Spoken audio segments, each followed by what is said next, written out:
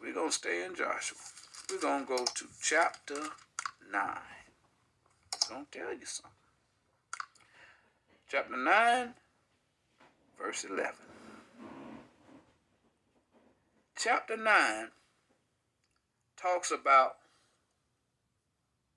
these people who's on the other side of Jordan. They're called the Gibeonites. The Gibeonites. These Gibeonites, they know that the Israelites, just like Rahab in Jericho, they know the Israelites is taking down every country that they come upon, because they about to take that land. The Most High promised them that land. They taking them all down. These Gibeonites, they realize eventually they gonna get taken down. So they come up with a clever way in order to be saved from death. So they trick the Israelites into believing that they're coming from a faraway land and not one of their neighbors. A faraway land, people who heard from about what the Israelites were, that the Most High fought for the Israelites and they wanted to make league with them, but we from a faraway land. We ain't in your general area. That's what they made the Israelites believe. Joshua chapter 9, verse 11. And it reads, wherefore, they're explaining it, wherefore our elders and all the inhabitants of our country spake to us, saying, take victuals with you for the journey, and go to meet them, and say unto them, we are your servants. Therefore now make ye league with us. This is our bread we took hot for our provision out of our houses on the day we came forth to go unto you. But now, behold, it is dry, and it is moldy, and these bottles of wine which were filled were new, and behold, they are rent, and these our garments and our shoes are become old by reason of the long journey. So they telling a lie to the children of Israel. Will the Most High possibly make an oath with somebody that lies in order to get the kingdom? Let's see. And the men took of their victuals and asked not counsel at the mouth of the Lord.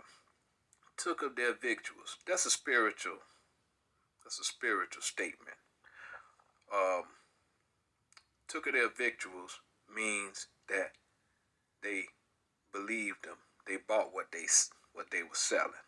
When it's talking about buying and selling on the Sabbath, it ain't talking about physical money. It's talking about people convincing people to believe doctrines, and then the people actually believe in the doctrine. That's the person who's trying to get you to believe their doctrine. They're selling you something. And if you believe it, you buying what they selling. That's what buying and selling mean in the scriptures, spiritually. But the Israelites bought what they were selling. They ate of their victuals. All right? And Joshua made peace with them and made a league with them and let them live. And the princes of the congregation swear unto them. When you swear, that's an oath. Remember? Those two men swore unto Rahab. This is Joshua. He swore that he'd let them live, right? And it came to pass at the end of 3 days after they had made a league with them, that they heard that they were their neighbors, and that they dwelt among them.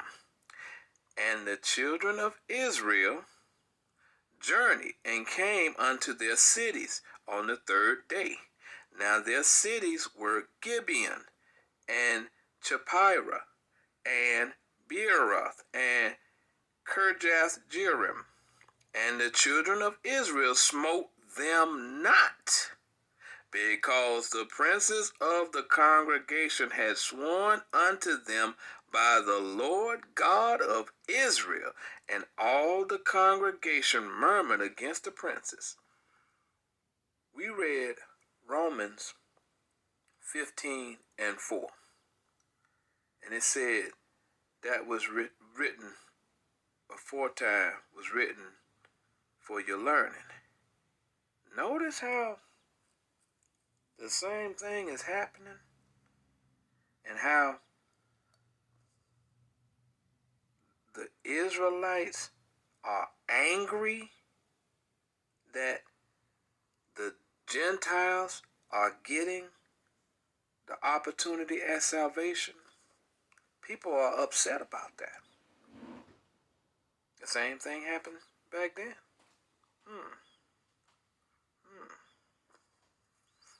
That's very interesting.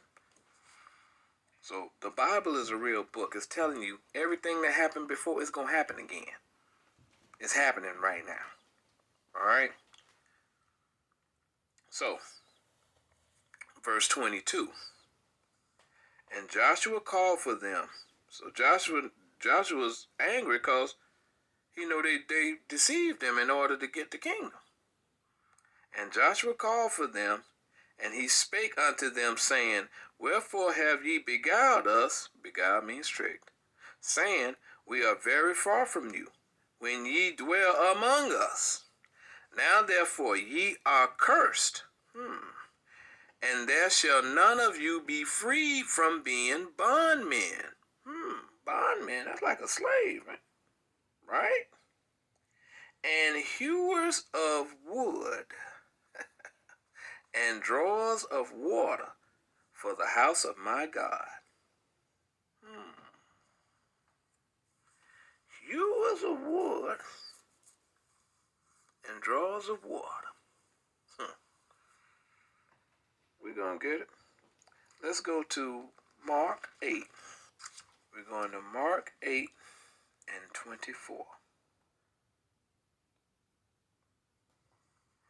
And he looked up and said, I see men as trees walking.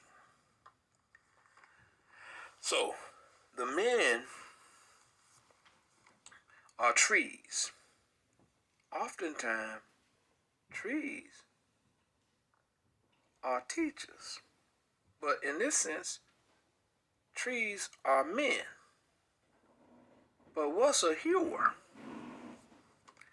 A hewer fashions trees into usable beings. A hewer is a teacher. Y'all see that? There's this guy on YouTube. His name is the Survival Sherpa. And because I wanted to make sure I knew exactly what a hewer was. He's got a video about hewing a 10 by 10 pine beam. And it shows you how he's cutting off the rounded edges to make them square so that they're usable to build a house. Building the house of the Most High. He's saying, y'all, his slaves to teach the people. That's like a compliment. You're going to be working for the Most High. You're going to be teaching for the Most High. Wow. Don't sound so bad now, do it? A hewer of wood is a person who teaches the Most High's doctrine. That's what a hewer of wood is. Wood are men. And you're going to break off all those rough edges off of those men. And you're going to make them usable. Because you're going to teach them. That's your job. That's the job of the Gentiles. Y'all got the same job that the Israelites got. We're supposed to teach you, and you're supposed to spread it and teach others. That's how it works. But then it also said you're going to be drawers of water. Let's get this water. Ephesians chapter 5 and verse 26. that he might sanctify and cleanse it with the washing of water by the word. So a draw of water will have understanding of the word. Teachers. That's what hewers of wood is, and that's what drawers of water is. So let's go back to Joshua 9:22.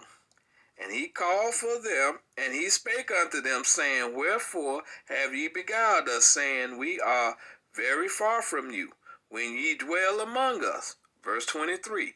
Now therefore ye are cursed, and there shall none of you be free from being bondmen. Slaves of the Most High. You ain't the only slaves, trust me. And hewers of wood, teachers, and drawers of water for the house of my God.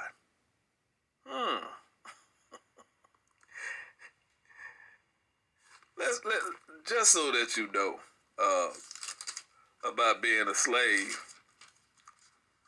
Let's go to Ephesians 3:1. For this cause I, Paul, the prisoner of Jesus Christ for the Gentiles. Paul was a prisoner too. Y'all see that? Let's turn to chapter 4. I therefore, the prisoner of the Lord, beseech you that ye walk worthy of the vocation wherein ye are called. That's what y'all called to do. Y'all called to teach the word. Hewers of wood and drawers of water. That's your job.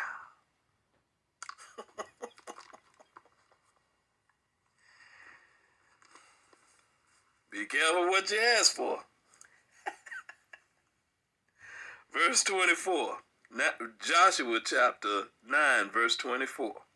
And they answered Joshua and said, Because it was certainly told thy servants how that the Lord thy God commanded his servant Moses to give you all the land and to destroy all the inhabitants of the land from before you.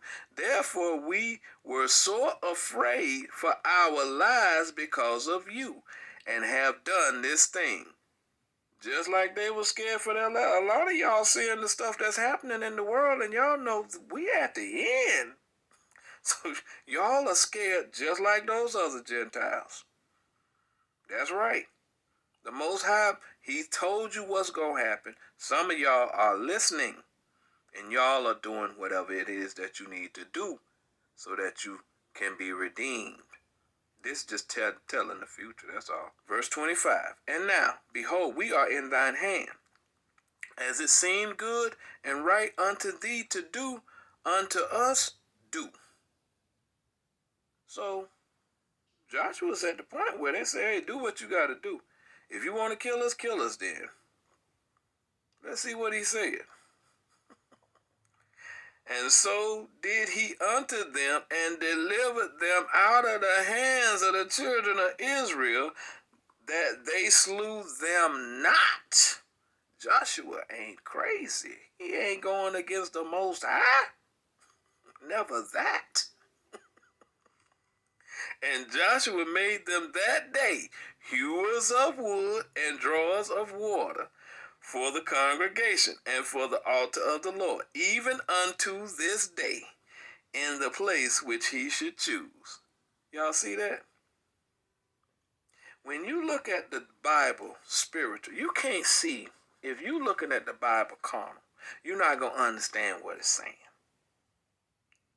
The Most High is calling you to be one of his teachers. That's why we have to teach you.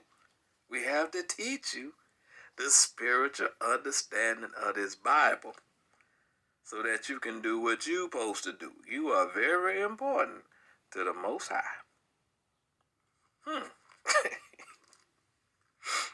Wow. Now, something happened after these Gibeonites made this covenant with Israel. You know, the other inhabitants of the land got a little ticked off at the Gibeonites for making a covenant with the Israelites. And so they got ready to go to war against them. Now, these people cheated. They begged, borrowed, and stole and lied to get that salvation. How you think the Most High gonna treat them by the way that they got that salvation, that covenant? Let's read about it. We're going to chapter 10, verse 5. So it was 5 kings over there. Therefore, the 5 kings of the Amorites, the king of Jerusalem, the king of Hebron, the king of Jarmuth, the king of Lachish, and the king of Eglon, gathered themselves together and went up, they and all their host, and encamped before Gibeon, and made war against it. And the men of Gibeon sent unto Joshua to the camp to Gilgal, saying, Slack not thy hand from thy servants. Come up to us quickly, and save us, and help us, for all the kings of the Amorites that dwell in the mountains are gathered together against us. Well, you know, they tricked the Israelites. What do you think Joshua gonna do? Verse 7, so Joshua ascended from Gilgal, he and all the people of war with him, and all the mighty men of valor. He went to defend them people. That's what we supposed to be doing. The Israelites are brothers with the Gentiles. That Leviticus 19 is saying you're supposed to love your brother, not suffer sin upon him. You're supposed to protect your brother. That's the law. The Most High does not make a distinction between what race or what color his people are. We read it in Deuteronomy 29. He said he made all them his people. So now Joshua have to keep that oath. He got to protect them people. He got to go to war to protect his brothers. That's how the Most High sees anyone that takes the oath, regardless how they get it. If they take that oath, they're his. Verse 8, and the Lord said unto Joshua, Fear them not, for I have delivered them into thine hand. There shall not a man of them stand before thee. Joshua therefore came unto them suddenly, and went up from Gilgal all night. And the Lord discomfited them before Israel, and slew them with a great slaughter at Gibeon, and chased them along the way that goeth up to Beth-horon, and smote them at I.O.C.K and unto Makkedah. The Most High killed the enemies of his people, because he views now those Gentiles who were not standing out in the wilderness and made that oath with him. He considered them his people too. He defended them just like he defended the children of Israel. Interesting. But it goes even farther. The Bible speaks again about these Gibeonites. He defended them just like he defended the children of Israel. Interesting. But it goes even farther. The Bible speaks again about these Gibeonites.